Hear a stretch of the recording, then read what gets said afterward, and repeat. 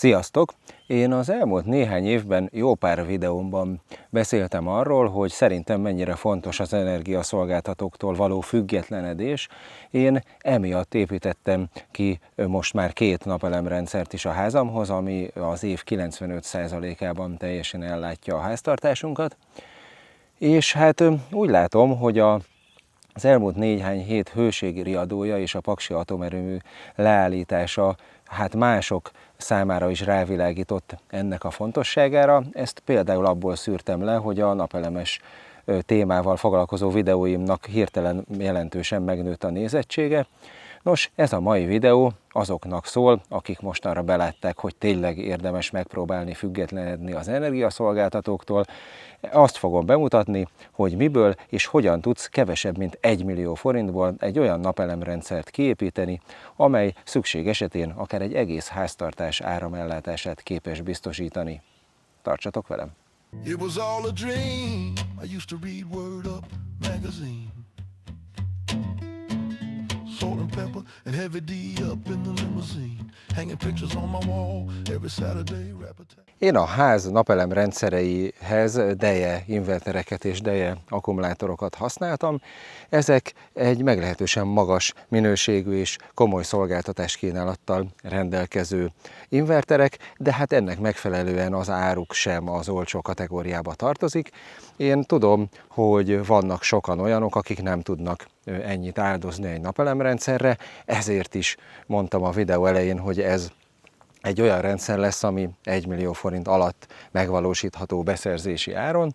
Ennek megfelelően még mindig elfogadható minőségű, de jelentősen kedvezőbb áru komponenseket fogok mutatni. Ez elsősorban az inverterre lesz igaz, ami a Vevortól érkezett, de először nézzük a napelemrendszer legfontosabb komponensét, a napelemtáblákat. Nálunk jelenleg 2 darab ilyen 10 napelemtáblából álló string üzemel, és hamarosan kiépítek még 2x10, tehát összesen még 20 napelemtáblányi kapacitást, tehát nálam összesen 40 napelemtábla lesz, de igazából ez azért kell, mert télen, amikor hetekig nagyon kevés a napsütés, olyankor nagyon kevés a termelés, olyankor is legyen elég, hogyha azt akarod, hogy átmenetileg rövidebb időkre el tudjad látni a háztartásodat, akkor valójában 10 darab ilyen nagy 450 wattos napelemtábla elég lehet.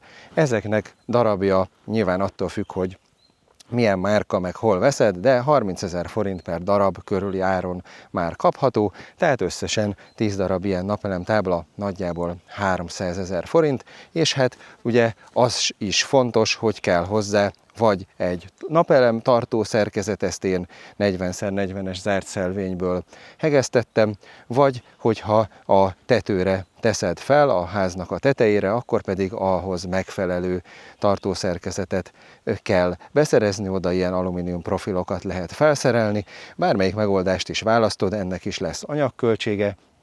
Én úgy emlékszem, hogy ehhez a 10 darab napelemtáblához való tartószerkezetnek az anyagára körülbelül 70 000 forint volt, hát ezt is hozzá kell adni a rendszer árához. Arról is van videó, hogy hogyan készítettem el ezt a tartószerkezetet, azt itt meg tudod nézni, hogyha még nem láttad.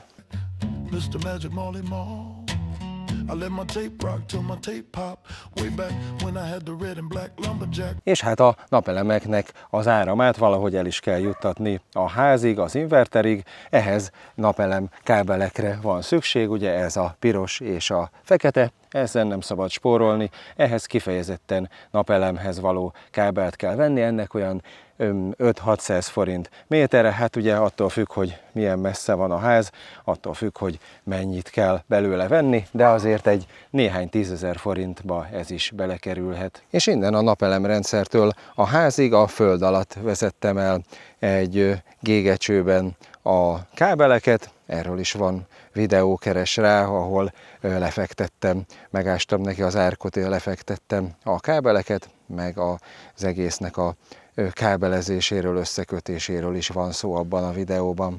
Ahhoz, hogy a napelemek áramából a számunkra felhasználható 230 voltos váltakozó feszültségű elektromos áramot állítsunk elő, ahhoz szükség van egy inverterre, ami egyrészt a bejövő napelemes áramot kezeli, nekünk a kimenő oldalon elkészíti a 230 voltot, és harmadrészt pedig az akkumulátorunkat is tölti, hiszen ahhoz, hogy egy olyan rendszerünk legyen, amellyel nem csak olyankor tudunk valamit kezdeni, amikor süt a nap, hanem olyankor is, amikor nem, tehát például este is tudjunk vele világítani, ahhoz akkumulátor is kell a rendszerben. Ez a két fő komponens a napelem táblákon kívül, az inverter és az akkumulátor. Nézzük először az invertert. Ja, hát egyébként ezt nem muszáj egy ilyen állványra szerelni, meg természetesen nem kint az udvaron kell tartani. Én azért ilyen állványra szereltve oldottam ezt meg, mert számomra ez egy ilyen mobilizálható rendszer, amit a műhelybe is ki tudok vinni, és ott is tudok használni, meg bemutatóként is tudom használni, tehát ezen le tudom cserélni az invertert, vagy az akut, hogyha tesztelek valamit. Ezért ilyen állványom van, otthon te nyugodtan felszerelheted ezeket a falra. Mindenképpen érdemes az akkumulátort és az invertert is bent tartani, ezeknek is a szobahőmérséklet a legjobb, ott tudnak a leghatékonyabban dolgozni, és az élettartamuk is ott lesz a legjobb, sőt az akkumulátor, ezek a lítium-vasfoszfát akkumulátorok, ezek általában 0 fok alatt nem is hagyják magukat tölteni, tehát igazából ilyen szempontból is célszerű, hogyha szobahőmérsékleten vannak, tehát ezeket bent érdemes felszerelni egy olyan helyen, ahol, mivel ez az inverter, ennek a ventilátora, amikor be van kapcsolva az inverter, folyamatosan megy, és az nem nagyon hangos, de azért van hangja. Egyébként erről az inverterről van egy külön bemutató videóm, ahol nagyon részletesen megmutatom, hogy mit tud, hogyan működik és milyen minőségű, ide kattintva meg tudod nézni. Olyan helyiségbe érdemes elhelyezni, amivel folyton megy a ventilátora, ami nem lakótér, mondjuk a spájzba, vagy a kazánházba, vagy a garázsba, de mindenképpen érdemes bent elhelyezni. Ez egy 6000 wattos inverter, ami akár 20 napelem táblát is tud kezelni, ahogy mondtam, alapból kezdésnek 10 elég lehet, és maximum 6000 wattnyi kimenő teljesítményt tud. Hát azért az elég sok mindenre elég, mondjuk egy villanytűzhely, önnek a legnagyobb lapja fogyaszt mondjuk 2500 wattot, egy hajszárító 2000 wattos, egy elektromos hősugárzó 2000 wattos, tehát ebből azért látható, hogy a 6000 watt az meglehetősen sok mindenre elég, még akár egyszerre üzemeltetve is. És mindezt úgy tudja ez az inverter, hogy ha jól emlékszem, akkor mindössze 150 000 forint körül van az ára, az a teljesítményéhez, meg a minőségéhez, illetve a funkció kínálatához képest egy meglehetősen kedvező ár. Ez is olyan, hogy telefonos applikációról is vezérelhető, mindenféle paraméter állítható, hogy mondtam, arról a készült részletes videóban ezt mindet meg tudod nézni, meg a linkjét berakom a videó leírásába, ahol meg is tudjátok venni kedvezménykuponnal.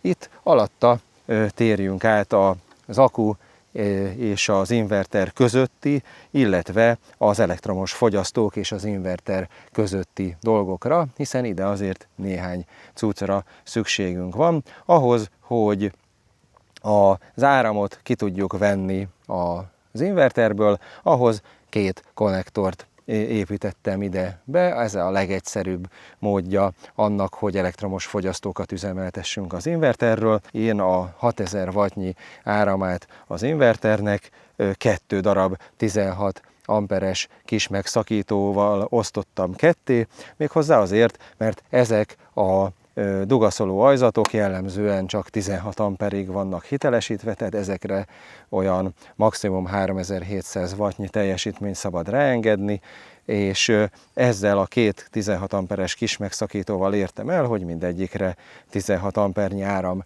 tudjon csak menni, de külön-külön, tehát ebből mind a kettőből külön-külön 16 ampert ki lehet venni, tehát összesen ki lehet használni az inverternek a maximális teljesítményét.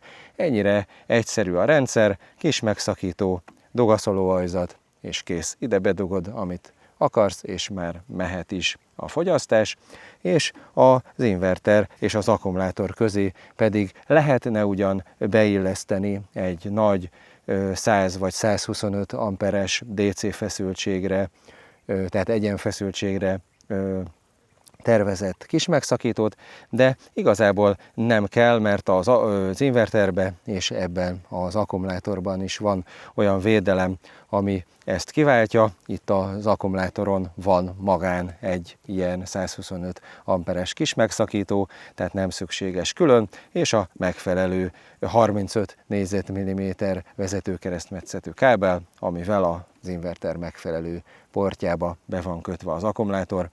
Ennyire egyszerű a rendszer felépítése. Na és az akkumulátor, hát én azt mondom, hogy kezdésnek, hogyha alkalmi jelleggel akarod a ház áramellátására használni a rendszert, akkor egy 5 kWh-s akkumulátor elég lehet. Nyilván ezt is érdemes úgy utána számolni, hogy az 5 kWh az azt jelenti, hogy 5 kW-nyi fogyasztót tud 1 órán keresztül üzemeltetni, vagy egy 1 kW-os fogyasztót 5 órán keresztül, és így tovább. Tehát egy ilyen akkuba annyi energia van, amivel mondjuk egy 1000 wattos főzőlapon, egy elektromos tűzhelyen 5 órán keresztül tudsz főzőcskézni. Hát, hogy ez sok vagy kevés, az megítélés kérdése, de igazából, hogyha az ember takarékoskodik, telefontöltésre, világításra, meg ilyesmire, ez nagyon-nagyon sokáig, akár jó pár napig is elég tud lenni egy ekkora kapacitás. Ez az akku a Wattcycle gyártmánya, ez egy kifejezetten jó minőségű akkumulátor, és ahhoz képest kedvező az ára. Ez érintőképernyője is van, ahol vezérelni is lehet, folyamatosan az üzemállapotát le lehet olvasni, ahogy mondtam, beépített biztosítéka is van, két portja van a pozitív és a negatív oldalon is. Ez arra szolgál, hogy ebből jó párat akár egymáshoz lehet kapcsolni, és ezzel jelentősen lehet növelni a rendszer akkukapacitását, tehát hogyha kezdetben veszel egyet, akkor utána a jövőben akár több akkuval bővíteni is lehet, hogyha szükséges a tárolókapacitás. Ennek az akkunak a linkjét is berakom a videó leírásába, és egyébként erről is van részletes bemutató videóm, úgyhogy ennél részletesebben itt most nem beszélek róla, azt a videót meg tudjátok nézni ide a sarokba kattintva, hogyha akkut szereznétek be. Én ezt tudom ajánlani, mert ez egy nagyon jó minőségű, kifejezetten jó minőségű cellákból álló, nagyon jó minőségben összeszerelt akkumulátor, kifejezetten ilyen napelemes rendszerek számára. Na és így, hogy most már valójában mindent megmutattam, hogy mi kell egy ilyen alapszintű napelemrendszerhez, számoljunk egy kicsit, hogy hogyan is jön ki az az 1 millió alatti összeg, amiről beszéltem. Hát ugye arról volt szó, hogy a napelemtáblák körülbelül 300 000-be kerülnek, hogyha jó helyen veszed. Az inverter nagyjából 150 000 forint, az akkor 450. Ez az akku, ez attól függ, hogy milyen akció van éppen a Wattcycle-nél, de valamivel 1000 euró alatti áron kapható, tehát mondjuk 350 000 forint, de hogyha jó akciót fogsz ki, akkor 300. Számoljunk ezzel, mert szeretünk szerencsések lenni, amikor akciót kell kifogni, akkor az összesen ugye 750. Arról volt szó, hogy hát a napelem tartó szerkezet is belekerül vagy 70 000-be csak az anyagárba, plusz a napelemkábelek, meg a különböző szerelvények, konnektorok, kis megszakítók és egyebek, amik szükségesek ahhoz, hogy működjön a rendszer, összesen legyen mondjuk 150 000 forint, tehát az azt jelenti, hogy akkor nagyjából olyan 900 000 forintnál járunk, tehát bőven 1 millió forint alatt vagyunk. Természetesen igény szerint, ahogy mondtam, ezt több akkuval lehet bővíteni a rendszert, vagy több napelem táblával is lehet bővíteni a rendszert. Szerintem kezdésnek, amit elmondtam, az jó lehet, és aztán utána majd az igényeknek, a használati szokások miatt felmerülő igényeknek megfelelően lehet esetleg bővíteni a jövőben. Viszont itt a videó végén még két dologról nagyon fontos beszélni. Az egyik, hogy az elektromos áram egy veszélyes dolog, tehát egy ilyen rendszer kiépítésének csak akkor fog neki, hogyha biztos vagy abba, hogy tudod, hogy például a kis megszakítót és a dugaszolóajzatot és egyébeket hogyan kell bekötni, hogyan kell összekötni, mert itt azért veszélyes dolgok is előfordulhatnak, tehát én mindenképpen azt mondom, hogy csak akkor vágj bele egy ilyesmibe, hogyha értesz hozzá eléggé ahhoz, hogy ne sodord magad veszélybe, hogyha nem, akkor inkább bízd szakemberre, természetesen akkor többe fog kerülni, hiszen ki kell fizetni valakinek a munkadíját is.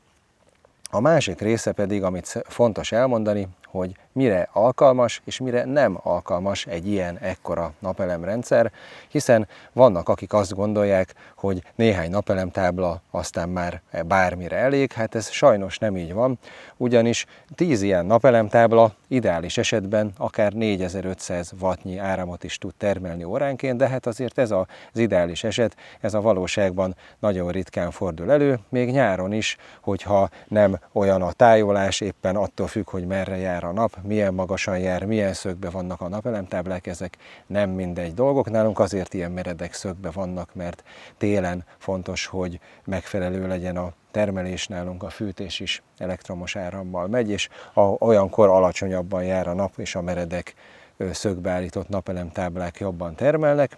De a lényeg, hogy szóval az ideális termelésüket nagyon ritkán tudják, tehát a 4500 wattnyi napelemtábla az inkább 1-2-3 ezer wattot termel csak óránként, ami még mindig nagyon sok mindenre elég, tehát hogyha olyankor használod az elektromos fogyasztókat, amikor éppen süt a nap, akkor olyankor nagyon sok mindent lehet róla üzemeltetni, meg ráadásul ugye az akku az be tud segíteni, és hogyha mondjuk termel 3000 wattot a napelem táblárendszer, és te 5000 wattot akarsz pillanatnyilag használni, akkor azt meg tudod tenni, mert az akkumulátor ki fogja pótolni mindaddig, amíg van benne.